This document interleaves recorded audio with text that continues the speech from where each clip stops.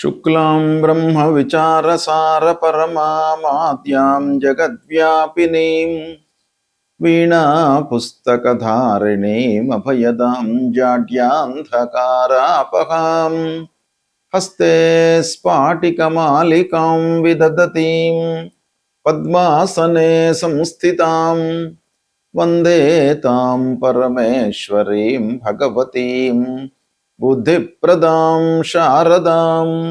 श्री महागणाधिपतये नमः। श्री महासरस्वत्यै नमः। श्री गुरुभ्यो नमः। ఆగస్టు మాసం ఆషాఢ కృష్ణ తదియ శనివారం నుండి శ్రావణ కృష్ణ తదియ సోమవారం వరకు ఉంటున్నది.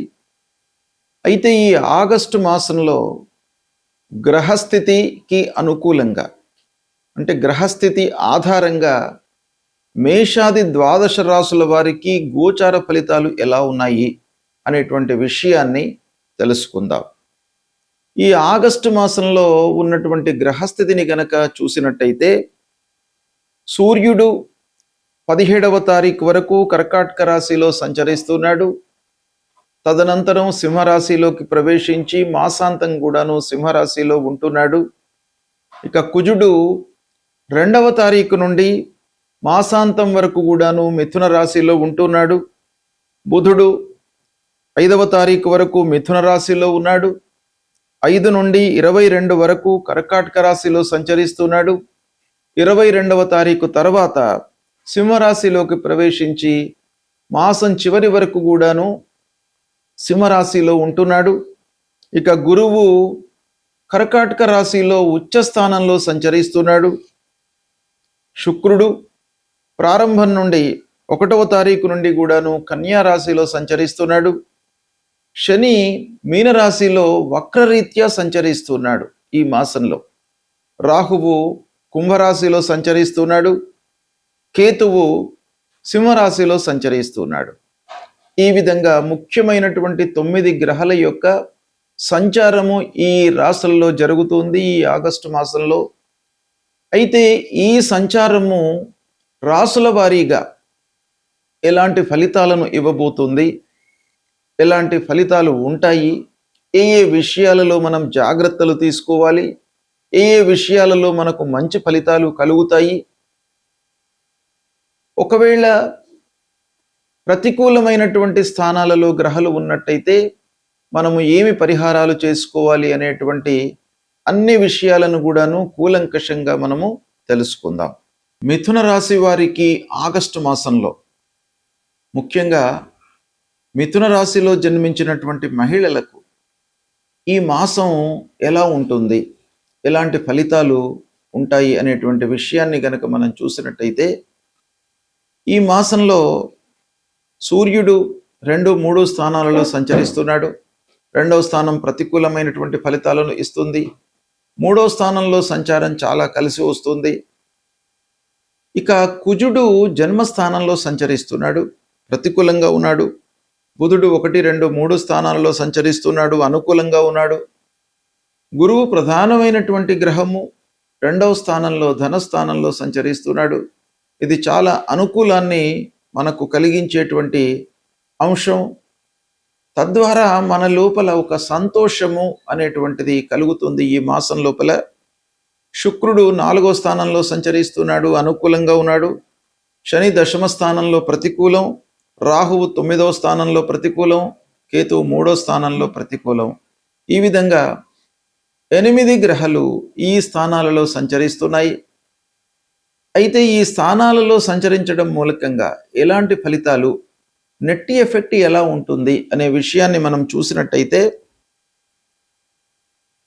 17వ తారీఖు వరకు డబ్బు విషయంలో కొంత జాగ్రత్తగా ఉండడం చాలా మంచిది. మహిళలు ఒకవేళ ఫైనాన్స్ బిజినెస్ చేస్తున్నటువంటి మహిళలు డబ్బు ఇచ్చేటప్పుడు కానివ్వండి, తీసుకునేటప్పుడు కానివ్వండి జాగ్రత్త వహించాలి. 1కి 4 సార్లు వాళ్ళ యొక్క వ్యక్తిత్వాన్ని ఆలోచించి మీరు డబ్బులు ఇవ్వడం చాలా మంచిది. ఇక కుటుంబం లోపల మాటల విషయంలో కొంత మితంగా ఉండాలి. అంటే అనవసరంగా ఎక్కువ మాట్లాడకుండా మనకు ఎంతవరకు అవసరమో అంతవరకే మాట్లాడుతూ ఉండడము మహిళలకు ముఖ్యంగా ఈ 17వ తారీఖు వరకు కుటుంబంలో చాలా అవసరము. 17 తర్వాత మీకు సూర్యుడి లోపల మార్పు వస్తుంది. 3వ స్థానంలోకి ప్రవేశిస్తున్నాడు గనక మీ లోపల ఉత్సాహం పెరుగుతుంది. పనులు చేయాలి అనేటువంటి మనస్తత్వం చాలా పెరుగుతుంది. నలుగురికి సహాయపడేటువంటి ఒక ఆలోచన ధోరణి లోపల మీరు ముందుకు వెళుతూ ఉంటారు. ప్రయాణాలు అనుకూలిస్తాయి. కొత్త ప్రయత్నాలు కూడాను మీకు బాగా కలిసి వస్తాయి. ఇక కుజుడి మూలకంగా, కుజుడు జన్మస్థానంలో సంచరిస్తున్నాడు కనుక ఉత్సాహము పెరుగుతున్నప్పటికీ తొందరపాటు అనేటువంటిది మీకు పనికిరాదు. ఉత్సాహము చాలా మంచిదే. సమయానికి మనం రియాక్ట్ కావడము ఎంత అవసరమో ఆ రియాక్షన్ లోపల ఆలోచించి మనము స్టెప్స్ తీసుకోవడం కూడాను అంతే మనకు అవసరం గనక తొందరపడకుండా నిర్ణయాలు తీసుకోవడము, ఆవేశానికి గురి కాకుండా ఉండడము చాలా అవసరము మహిళలకు. ఇకపోతే బుధుడి యొక్క సంచారము చాలా అనుకూలంగా ఉంది. మీ లోపల ఆలోచన ధోరణి చాలా పెరుగుతుంది. మంచి నిర్ణయాలు తీసుకునే అవకాశము ఉంది బుధుడి మూలకంగా. కనుక తొందరపడకండి. ఆలోచించి ఒక యోచనతో మీరు ముందుకు వెళ్ళినట్టయితే మీరు మంచి ఫలితాలను ఇచ్చేటువంటి నిర్ణయాలను తీసుకుంటారు. ఇకపోతే ఆదాయం పెరిగేటువంటి ఆలోచన కూడాను మీరు చేస్తారు, ఫలిస్తుంది. ఇక మీడియా రంగంలో ఉన్నటువంటి వారికి, టీచింగ్ ఫీల్డ్లో ఉన్నటువంటి వాళ్లకు, టీచర్స్కు, లెక్చరర్స్కు, ప్రొఫెసర్సు ఇలాంటి రంగాలలో ఉన్నటువంటి మహిళలకు కూడాను ఈ మాసం చాలా అనుకూలిస్తోంది. ముఖ్యంగా 2వ స్థానంలో గురువు, ఆదాయం పెరుగుతుంది. రావాల్సినటువంటి డబ్బు మీ చేతికి అందుతుంది. కుటుంబం లోపల మిమ్మల్ని మీరు చేసేటువంటి పనులను గౌరవిస్తారు. గౌరవ మర్యాదలు మీకు కలుగుతాయి. వాక్ చాతుర్యంతో చాలా పనులను నెరవేరుస్తారు. ప్రతి వాళ్లకు కూడాను విషయాన్ని కూలంకషంగా మీరు ఎక్స్ప్లెయిన్ చేస్తూ వాళ్ళ మన్నలను పొందేటువంటి అవకాశం బాగా ఉంది. గృహం లోపల సౌఖ్యము, అలంకరణకు సంబంధించినటువంటి వస్తువులను కొనుగోలు చేస్తారు. వాహన సౌకర్యం కూడాను కనబడుతుంది. ఇకపోతే వర్క్ ప్రెషర్ మట్టుకు ఉంది.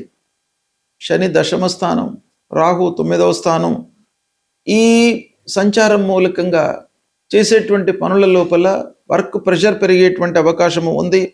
అయితే ఆలస్యంగా మీకు ఫలితాలు అందుతాయి. దూర ప్రయాణాలు కలిసి వస్తాయి. కొత్త ఆలోచనలతో ముందుకు వెళతారు. విదేశీ ప్రయత్నాలు అనుకూలిస్తాయి. ఇకపోతే అనవసరమైనటువంటి వాదనలను తగ్గించడం చాలా మంచిది. మీకు తద్వారా చాలా పనులు నెరవేరుతాయి.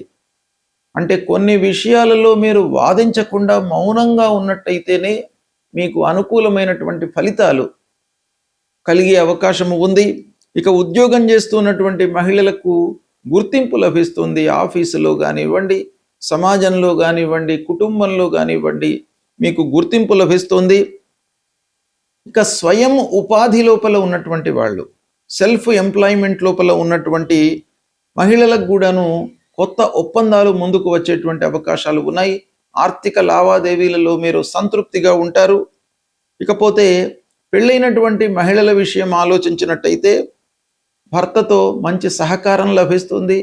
పిల్లలతో అనుకూలమైనటువంటి వాతావరణము, కుటుంబ పెద్దలతో మీకు చాలా సంతృప్తిగా ఉంటుంది ఈ మాసం. వివాహం కొరకై ప్రయత్నం చేస్తున్నటువంటి మహిళల విషయం కూడాను చూసినట్టయితే మంచి జరుగుతుంది, నిశ్చయం అవుతుంది. వివాహము, శుభకార్యాలు జరిగేటువంటి అవకాశం కూడాను ఉంది. సంతానం విషయంలో ప్లానింగ్లో ఉన్నటువంటి వాళ్ళకు కూడాను ఈ మాసం బాగా కలిసి వస్తుంది. అయితే ఆరోగ్యాన్ని నిర్లక్ష్యం చేయకండి. ఆరోగ్యంపై మనస్సు నిలపండి. మీకు ఈ మాసం ఓవరాల్గా రావాల్సినటువంటి డబ్బు చేతికి అందుతుంది. అయితే కొంత ఖర్చులను నియంత్రించుకున్నట్టయితే ఈ మాసము మిథున రాశిలో జన్మించినటువంటి మహిళలకు చాలా అనుకూలంగా ఉంటుంది. మీరు సంతృప్తిగా ఉంటారు. గ్రహస్థితి ప్రతికూలంగా ఉన్నప్పుడు మనము కొన్ని ఇబ్బందికరమైనటువంటి ఫలితాలను పొందే అవకాశం బాగా ఉంటుంది కనుక వాటిని నియంత్రించుకోవడానికి, దుస్థానాల మూలకంగా కలిగేటువంటి ఫలితాలను తగ్గించుకోవడానికి పరిహారాలు చేసుకోవడం చాలా మంచిది. పరిహారము అనంటే మనం ఏం చేయాలి? ఏ గ్రహనైతే మనకు ప్రతికూలంగా సంచరిస్తున్నాడో ఆ గ్రహానికి సంబంధించినటువంటి పరిహారము అంటే దానము, స్తోత్ర పారాయణము చేసుకోవడం చాలా ముఖ్యం. సూర్యుడు ప్రధానమైనటువంటి గ్రహము. అన్ని రకాలుగా మనకు అన్నిటి మీద కూడాను ఆ సూర్యుడి యొక్క ఎఫెక్ట్ ఉంటుంది. ప్రధానంగా ఆరోగ్య ప్రదాత, భాస్కరాదిచ్చేత్ అన్నారు. ఆరోగ్యం అనేటువంటిది సూర్యుడి మూలకంగా కలుగుతుంది. ఆరోగ్యము అన్నిటిపైన కూడాను ఇండైరెక్ట్గా ప్రభావాన్ని చూపిస్తుంది గనక సూర్యుడు ఒకవేళ మన రాశి ప్రకారంగా ప్రతికూలంగా సంచరించినట్టయితే సూర్య భగవానుని ప్రీతి చేసుకోవడానికై ప్రథమ ప్రాధాన్యత ఇవ్వాలి. సూర్యుడి కొరకై మనం ఏం చేయాలి? ప్రథమంగా ఉదయం పూట లేచి సూర్య నమస్కారాలు చేయడము, సూర్యుడికి అర్ఘ్య ప్రదానము చేయడము, ఆదిత్య హృదయము పారాయణం చేసుకోవడము, 12 సార్లు సూర్యుడికి నమస్కారం చేసుకోవడము, భూమికి నమస్కారం చేసుకోవడము, సూర్యుడికి సంబంధించినటువంటి మూలమంత్రము జపా కుసుమ సంకాశం కాశ్యపేయం మహద్యుతిం తమోరిం సర్వపాపఘ్నం ప్రణతోస్మి దివాకరం అనేటువంటి ఈ మూలమంత్రాన్ని ప్రతినిత్యం కూడాను చదువుకున్నట్టయితే మీకు ఆరోగ్య సమస్యలు లేకుండా ఉంటాయి. ఆరోగ్యం బాగా ఉన్నట్టయితే మీరు అద్భుతాలను సృష్టించేటువంటి అవకాశాలు ఉన్నాయి. కాబట్టి సూర్యుడిని మీరు ప్రీతి చేసుకోవడం చాలా ముఖ్యం. ఇక రెండవది అంగారకుడు, కుజుడు. మన లోపల అనవసరమైనటువంటి ఉద్రేకాన్ని, ఆవేశాన్ని ప్రతికూలంగా సంచరిస్తున్నటువంటి సమయంలో క్రియేట్ చేస్తాడు కనుక ఆ అంగారకుడిని ప్రీతి చేసుకోవడానికై మీరు సుబ్రహ్మణ్య స్వామిని కొలవడం చాలా ముఖ్యం. సుబ్రహ్మణ్య స్వామి దేవాలయానికి వెళ్ళండి. అంగారకుడికి సంబంధించినటువంటి మూలమంత్రాన్ని ప్రతినిత్యం కూడాను చదువుకోండి. ధరణీ గర్భ సంభూతం విద్యుత్ కాంచన సన్నిభం కుమారం శక్తిహస్తంచ మంగళం ప్రణమామ్యహం అనేటువంటి ఈ మూలమంత్రాన్ని ప్రతినిత్యం చదువుకోండి. ఇక గురువు ప్రధానమైనటువంటి గ్రహము, అన్ని విషయాలను ప్రభావితం చేసేటువంటి గ్రహము.